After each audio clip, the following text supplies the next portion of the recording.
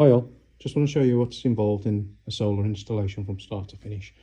This is a battery heavy installation. With this particular inverter, it's the brand new SPH 6000 BL-UP. It's a 6 kilowatt hybrid inverter. It's got the ability to work with or without panels, or with or without batteries, so you can operate as a standalone inverter purely on battery consumption, or it can use purely for an inverter purpose without batteries. This unit itself can transfer up to 6 kilowatts worth of power towards the property's requirements. It can fill and discharge the batteries at up to 4 kilowatts per hour, meaning there's a 13 kilowatt battery stack there, two 6.5 kilowatt modules. It can fill that up in a 4-hour off-peak energy window and discharge during peak conditions if there were no panel integration. With the panels themselves, this particular client's basically got DC wired from the main property through the garage, up through the conduit to the inverter itself. There's 16 panels in 2 strings, so it's in terms of the fitment side of it, it's 2 strings of 8 panels. That's around about 7.2 kilowatts worth of energy linked up to the 6 kilowatt hybrid.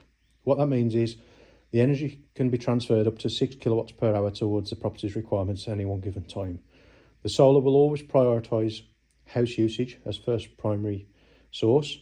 Anything that's not being used when it's being generated, such as now, is getting thrown into the batteries because there's an abundance of electricity being generated from the property. So rather than wasting it, it gets diverted to the batteries, charges batteries up, and then releases it late in the evening when the solar pellet production drops off. From a function point of view, the inverter itself switching. It's also G99 and G100 compliant, meaning it can be installed on any network as long as it's export limited.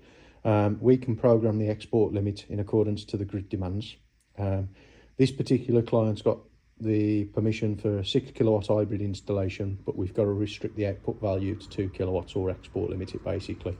Meaning at any one given time, that 6 kilowatts is there for the property to require it, but they can't get anything from selling back to grid because of the being a rural area, the line and the overhead supply are a little bit more brittle in relation to being able to take the load and demand. What we've done with this installation, segregated the main supply. So from your main switch there with Henley block, run a subsidiary consumer unit feeding purely the PV and the battery storage and an EV car charger. And in that consumer unit as well, there's also an energy monitor that gets wired to the inverter that tells the inverter what the property's load is and also what the usage is. Wire then down to an isolator and a generation meter. The generation meter is an off-gem approved meter. It monitors everything the system produces throughout the year, just in case there's a problem with the inverter and it needs to be swapped out for warranty purposes. It's a real-time recording of everything the system's generated there. What happens is with this particular system, the batteries are modular up to 4 units, so you can have up to 26 kilowatts.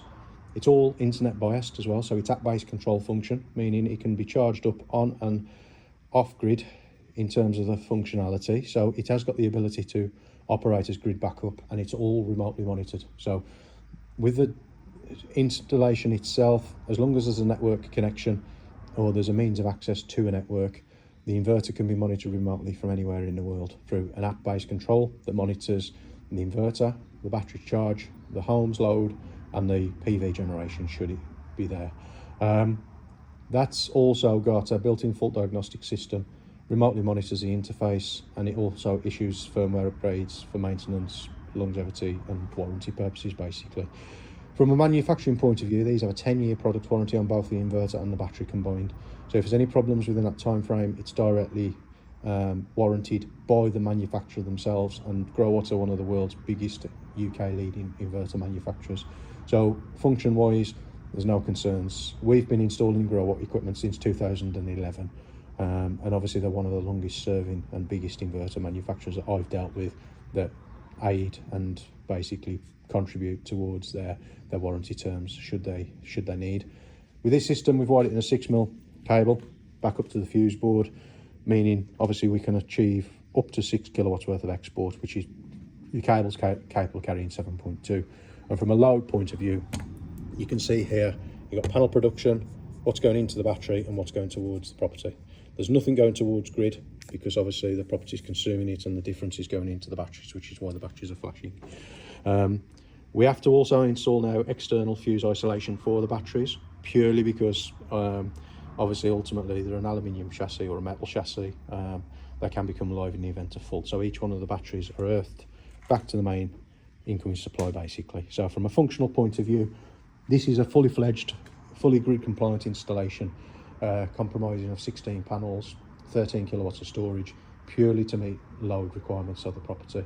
And I wanted to show you just exactly what to expect should you want an installation, and how it should be done if it's being done from a reputable and competent installer. So just want to give you a quick overview of the system, the fundamentals, and what to expect should you wish to place an order. Speak to you soon. Take care. Bye.